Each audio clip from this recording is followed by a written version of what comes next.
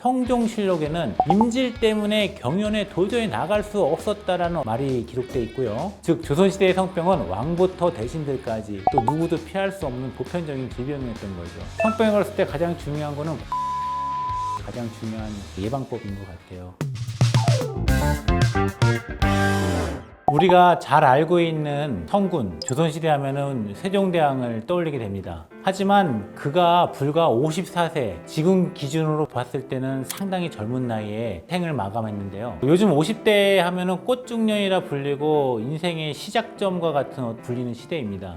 근데 조선시대에는 왕들이 단명한 이유 중에 지나친 여색을 지목하고 있습니다. 화면에 세종실록이 나오는데요. 소갈증과 부종의 뿌리가 근절되지 않았는데 임지를 얻은 지 열하루나 되었다라는 이런 얘기도 나오고요. 기록 2를 보면 조금만 성질을 낼 적이 있으면 찌르고 아픈 증세가 즉시 발작하곤 한다 라고 이렇게 나옵니다. 임질은 임균을 일으키는 성병균입니다. 주로 성관계로 전달되고요. 요도의 점막을 침투하고 나중에는 이제 방광 점막까지 침투해서 오줌이 이제 너무 자주 매렵다든가 소변 볼 때 아프다든가 심하면 고름까지 나와서 사람을 미치게 만드는 거죠. 그래서 이제 임질 같은 경우에는 가장 큰 문제가 성기를 통해서 고름이 흘러나오기 때문에 엄청나게 좀 고생했다 하죠. 특히 이제 남자들한테 같은 경우에는 녹색의 분비물이 좀 많이 나오고 또 이제 고름같이 섞여서 나옵니다. 이게 이제 임진과 요도와 연결되어 있는 곳이 나중에 요관을 타고 가서 고환하고도 연관되는데요. 고환의 통증이 있고 고환이 탱탱 붓고 부종이 생기고 이런 증상들이 좀 있습니다.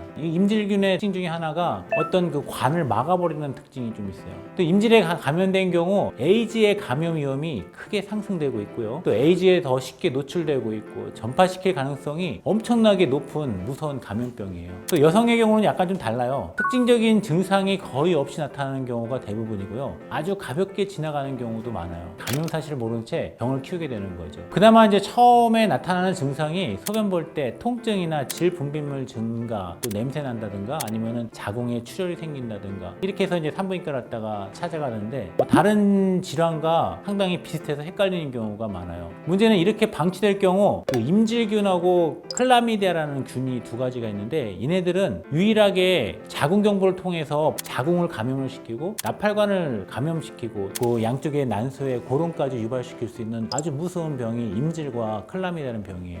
여성이 골반 염증성 질환으로 분류되는데 진행돼서 나팔관이 손상되고 자궁에 임신이 되기 쉽고 불임이 되기 쉽고 이런 심각한 합병증을 일으킬 수 있는 게 바로 임질균이죠. 1485년도에 성종실록에는 임질 때문에 경연에 도저히 나갈 수 없었다라는 말이 기록되어 있고요. 여말 선초를 대표하는 문신 권근 역시 임질로 고생해서 사직서를 여러 차례 이렇게 올렸다고 하는 기록이 나옵니다. 1406년 태종실록 기록을 보면요. 권고는 소변이 잦아 밤새도록 오줌을 누고 밥 먹는 도중에도 발작이 일어나서 참기 힘들었다라고 호소를 합니다. 즉 조선시대의 성병은 왕부터 대신들까지 또 누구도 피할 수 없는 보편적인 질병이었던 거죠. 그래서 이런 성병 때문에 목숨을 쉽게 빼앗기고 수명이 단축되는 어떤 일들이 많이 발생하게 됩니다. 조선시대 때는 의학적 용어가 지금처럼 확실하게 세분화되지 않았었고요. 또 임질이라는 표현 자체가 요도에 단순히 통증이 있거나 소변에 문제가 생기는 다양한 증상을 두루 지칭했을 가능성이 높아요. 예를 들어 오늘날의 요로결석이나 방광염 같은 비성병성 질환도 임질로 기록되어 있을 수 있다는 견해도 있죠. 다만 실록에는 왕들이 성관계 후 증상을 호소하거나 성병 전파와 유사한 양상으로 실제 성병이 있었을 가능성 역시 무시할 수는 없는 거죠. 궁궐을 흔들었던 또 다른 성병이 하나가 더 있습니다. 바로 매독이죠. 매독은 15세기 말 신대륙교류가 시작된 이후 전 세계로 유행하기 시작했는데요. 대표적인 게 콜럼버스가 아메리카를 발견하고 난 다음에 그 당시에 풍토의 질환이었던 이 풍토병이 유럽으로 전파가 되면서 큰 세계적인 어떤 성병 매독에 감염되는 그런 엄청난 시기가 찾아오게 되는 거죠. 조선시대 역시 예는 아니었습니다. 조선시대 의학서 동의보감은 매독을 천포창이라고 기록하며 피부가 붉게 달아오르고 진물이 흐르고 눈과 코가 상하고 심하면 음경이 썩어 짓물어진다고까지 표현을 했습니다. 정조 때 와서는 황제 비급이에는 매독이 단순히 성관계뿐 아니라 같은 그릇을 쓰거나 심지어 젖을 통해서도 전염된다고 기록되어 있죠. 조선 사람들도 이미 매독의 무서운 전염성을 알고 있었던 겁니다. 화면에 보시는 실타래 같이 생긴 이곳이 바로 트레포네마 팔리둠이라고 하는 세균이에요. 이것이 우리 몸속에 감염되는 성병이 바로 매독으로 표현되는 거예요. 임산부의 경우에는 태아에까지 엄마를 통해서 바로 수직 감염이 될 수 있기 때문에 상당히 무서운 질환입니다. 처음에는 조그만 궤양으로 시작을 해요. 상처가 생기는데 거기 궤양이 생겼다가 저절로 또 없어지기도 합니다. 시간이 지나면서 온몸에 발진이 생기기도 하고요. 열이 나고 또 두통 같은 증상이 나타나서 내 몸이 왜 이럴까, 왜 이렇게 피곤하지 하는 어떤 그런 증상이 나타납니다.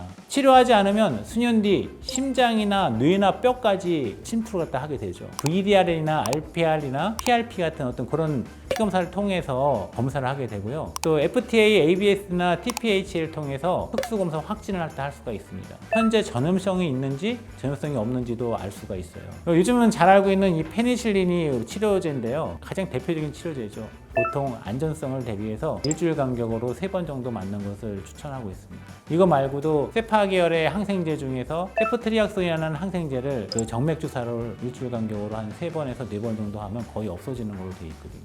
지금에는 이렇게 치료제가 나와 있지만 옛날에는 얼마나 답답했을까요? 걸리면은 문드러지는 병, 썩을 병, 심한 고열에 뇌까지 침투해가면서 사람이 고통 속에서 죽어갔던 병이 바로 매독입니다. 그런데 조선시대에는 매독에 대한 정보도 제대로 된 항생제도 없었을 텐데 그럼 어떻게 치료했을까요? 기묘한 성병 민간요법이 있었던 거죠. 동서양을 막론하고 매독 치료의 가장 주력은 바로 수은이었는데요. 조선시대에 보면 동의보험에는 향심지를 불에 붙이고 이불을 뒤집어 쓰고 그 안에서 수은향을 맡게 하라는 방식이 적혀 있습니다. 하지만 결과는 어땠습니까? 치료보다는 수은 중독으로 죽는 경우가 더 많았던 거죠. 그래서 당시엔 매독에 걸려도 죽고 약을 써도 죽는다 이런 말까지 돌았다고 합니다. 그뿐만이 아닙니다. 매독의 고통이 극심하다 보니 민간에서는 더욱 기묘한 치료법을 찾았는데요. 월경혈을 물에 풀어서 마시면 전기를 북돋아서 병기를 물리친다고 믿었다는 거죠. 심지어 동물의 음경, 나아가서 사람의 음경을 삶아 먹으면 치료가 된다라고까지 생각을 했다고도 합니다. 참 재밌죠. 또 사람이 간하고 쓸개도 특효약이라고 여겨져서 조선실록 명종 21년에는 간담을 구하려는 수요 때문에 거리에 있던 거린들의 자취를 감췄다는 기록까지 나옵니다. 흉악한 무리들이 어린아이를 납치해 해치는 것은 물론 길 가든 성인 남녀까지 잡아다 배를 갈라 쓸개를 꺼내는 범죄가 잇따랐다고 하는 그런 기록도 나옵니다. 매독 치료가 오히려 또 다른 공포를 낳은 셈이죠.